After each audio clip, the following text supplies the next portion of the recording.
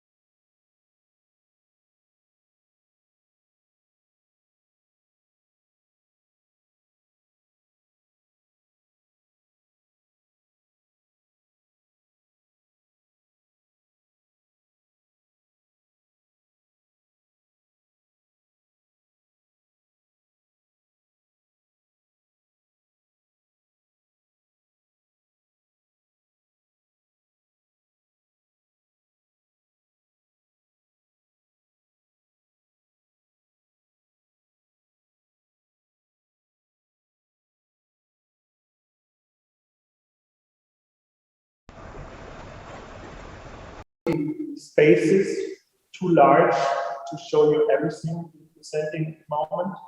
So we got the idea to show you the most recent works we also surrounded by, especially used for her show here, but also major installations you might have seen or known, but also linked to the installation shown at Mori Art Museum. So maybe the topic, the line, the linking between all of these installations are international trade routes, are working conditions, are links, global links that play or form the main interest of Anna Bella's work, which is also very interested, of course, in philosophy, literature topics, maybe not so much part of our tour today, but also are kind of given a perspective on the works.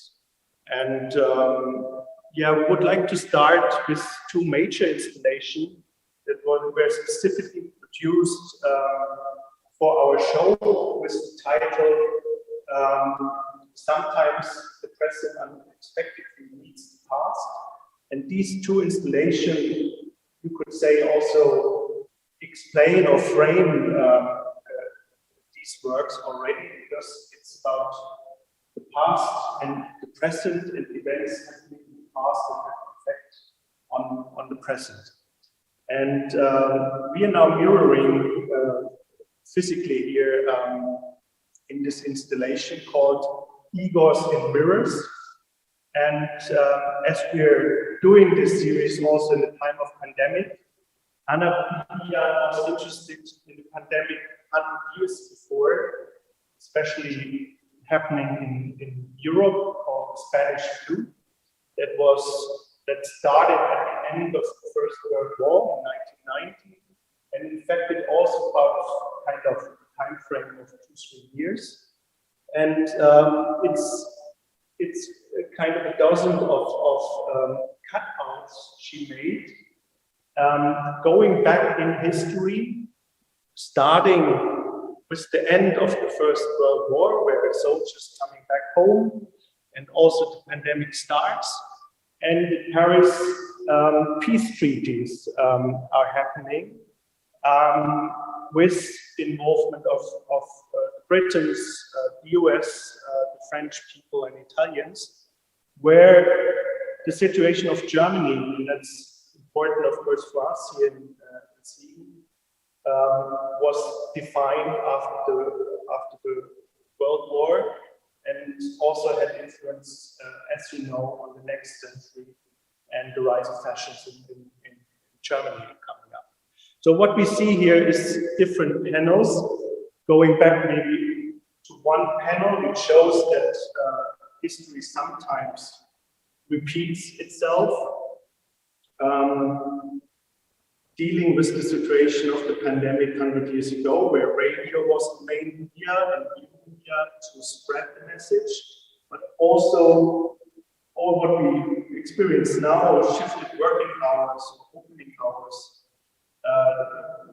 the way to the importance of wearing masks and the need of wearing masks, all of that was already in the world and forms the basis of this piece. And as we continue in passing by different panels, you see that politicians travel to France to meet in Versailles and deal with the current situation. And here is actually the main interest of Anna, because she discovered the fact that Woodrow Wilson,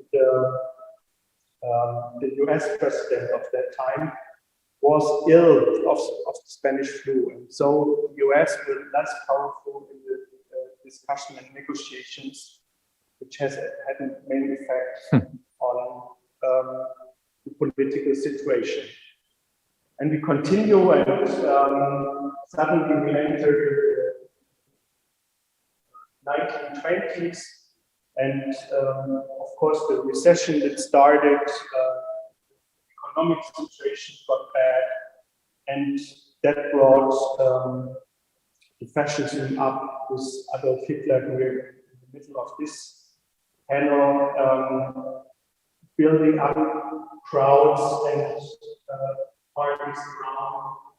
And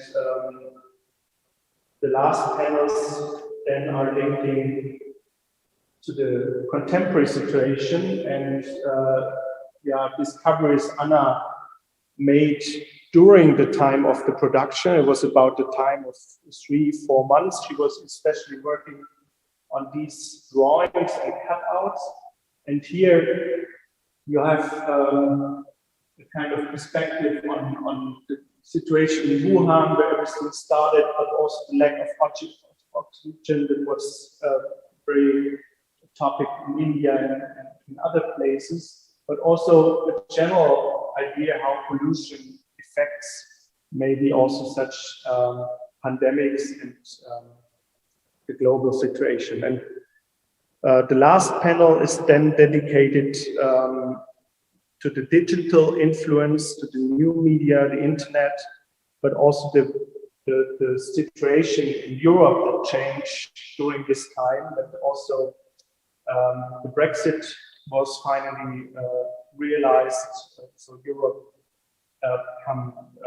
being separated from England at that time, but also the fact, as she is interested in radio in the beginning, she later is interested also for how digital companies got a main influence in our social life. So that we are speaking via these tools we're using tonight has something pretty much to do with the pandemic, and which enabled, of course, a lot of things. So we can be together in the media, but in the same way, of course, we're much more dependent on these companies. Yeah.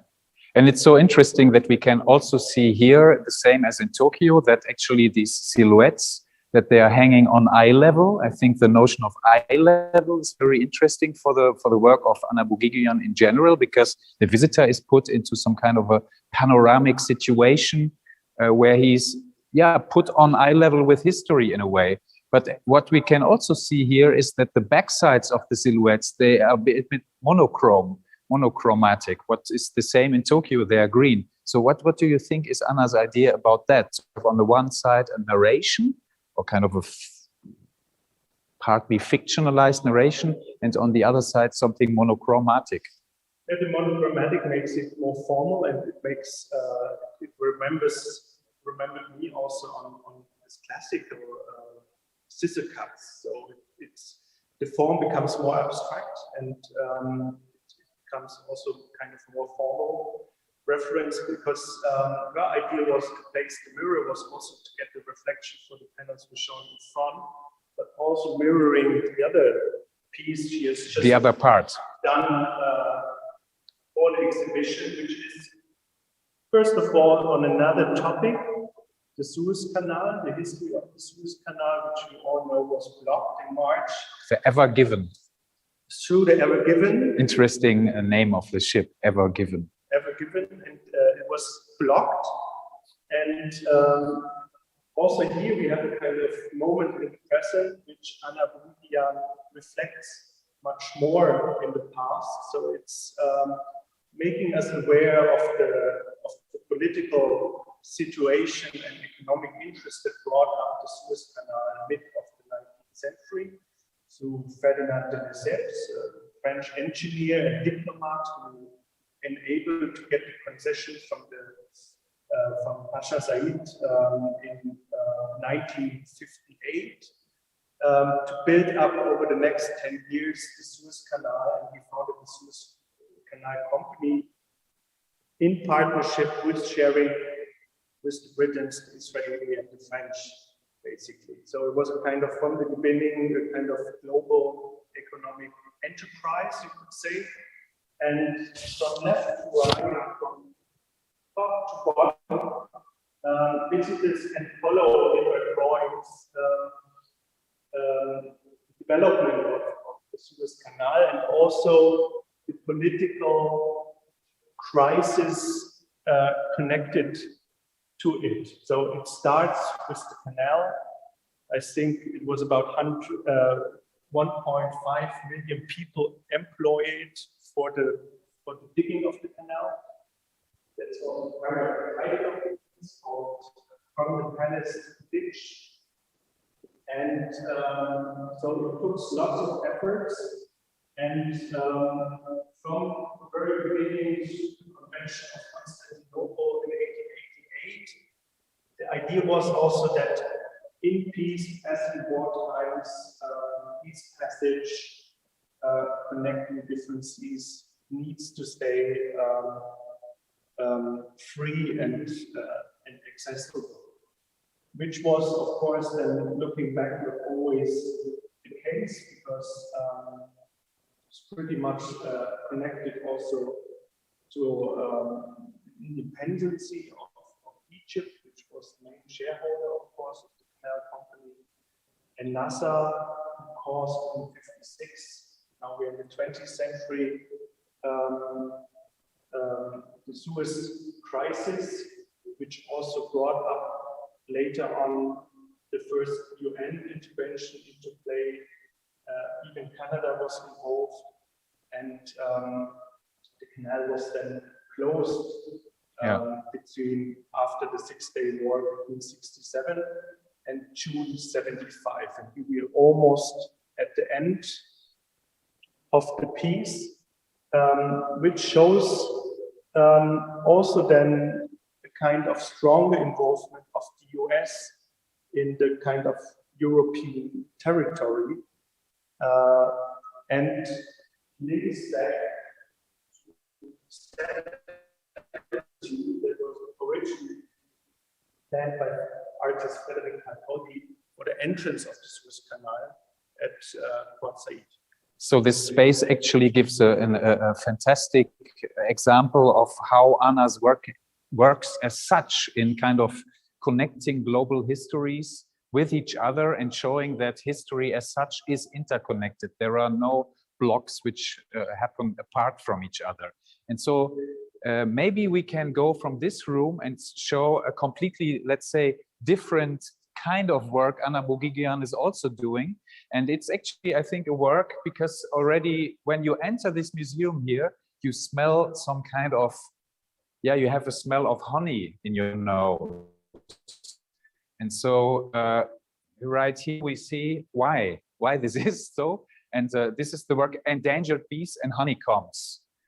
It's also a new work by Anna Boghigian. It's really kind of, yeah, it's kind of encapsulating us. Yeah, I think we should go inside because it's also, I'm not sure if that comes through the camera, but it's like getting inside a honeycomb, actually. So you have the smell. I think that's very interesting. We're also doing planning here at the museum a show on that includes smell pretty much end of next year. So that's kind of also first glimpse into it.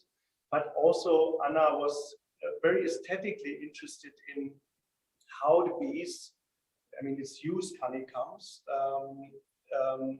change the structure of the honeycomb. So now it's quite a winter day outside, so not much light is coming through, just the artificial light of the museum.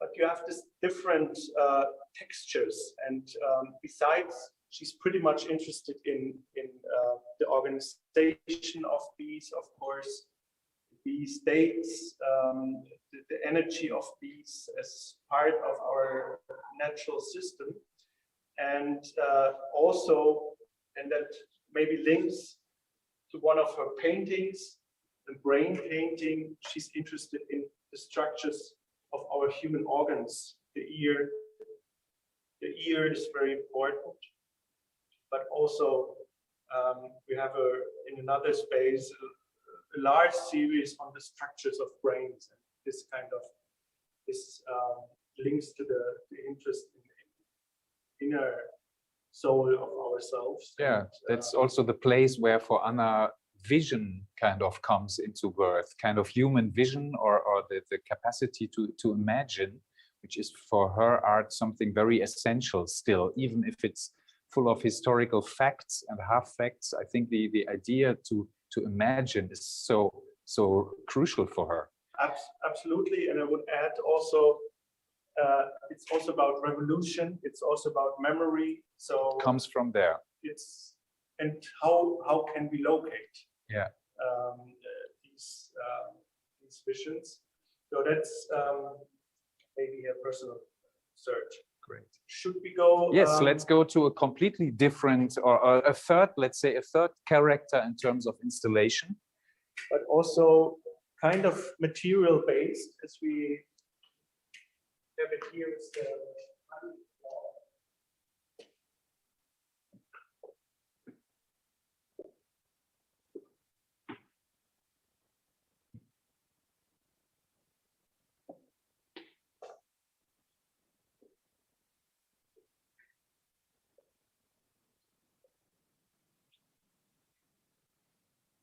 So here, just for your information, we went from the old wing to the new wing, where the museum is located in an old telegraph office, was extended by architect Joseph Kleihus, with a new wing we're in the middle of at the moment.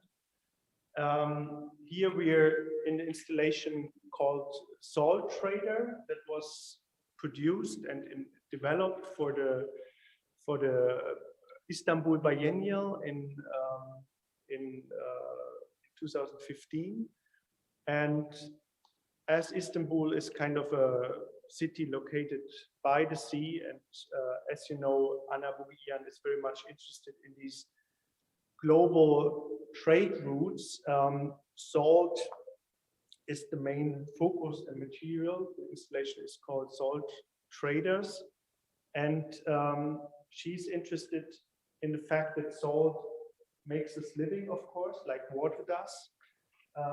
You see here in the collages framed in honeycomb frame, by the way. For example, a child growing up in the placenta of her mother, which swims in salt water. You have the fact that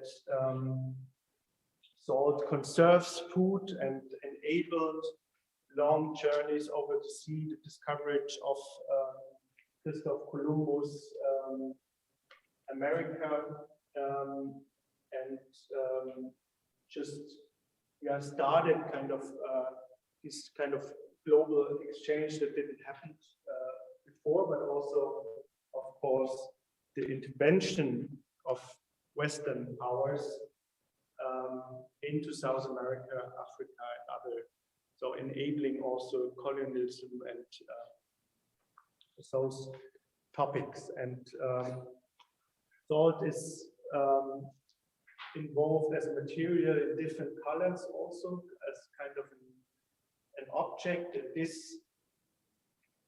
installation should give an idea also of envisioning the future and looking back on our society, how it was connected and developed through salt. Salt was also worth the same as gold. Soldiers, the Romans, were sometimes paid in salt, so it was so important that also the march of Mahatma Gandhi, the Salt March, was the way to gain independency from Brittany. So because Brittany had the salt monopoly in India, and so these drawings give an insight in this different facades, and also linking in the last panel also to the black rights and black movements in the US, and shows us how the world can be connected through such a material, and how these economies developed. And what you can also see here especially is where the work of Anna Bella Geiger started, in the small scale format as a traveling nomadic artist. She first developed the drawings, and these installations are extensions, like open books you can walk through, that fold up, like you walk through papers, like you walk through the paintings, actually made on used canvases used for sales before. So the topic of sailing, the first boats that is spread out of over the room, all of that becomes a story of the sea, of the salt, and how it connects us. And it's also, of course, a story about weaving, what we can see here again, because we see everywhere threads, and that's actually a kind of a good metaphor how Anna is weaving history together and apart. And since when is she doing those kind of installations? It's basically since, you can say, the turn of the millennium. So she started in the late 90s when she was invited to larger exhibitions, and had the chance to develop into space. And now with the first work we saw, she developed with the cutouts, she developed a strategy also to bring the drawing in a larger format into space, what is happening in your exhibition as well at Mori Art Museum. And that makes us interesting because it physically brings you into the fact that you have to develop different perspectives on the work. It's not one picture, you have different pictures that you, by perceiving the piece, you have to combine. And I think that makes us also interested that her work is always, there's a narrative always, but it's also kind of a fragmented narrative. It's a very personal perspective. Yeah. And that enables us also to consider us with our personal perspective as well. And it connects also to, let's say, art history from the 20th century and beyond in a very particular and personal way. which makes her work so relevant today, I think, because if we look back what happened 100 years ago in the 1920s, collage was kind of very en vogue, combining different parts of stories to one. So 100 years later, there's again some kind of a crisis situation, and in that, artists who make history available for us become relevant in a different way.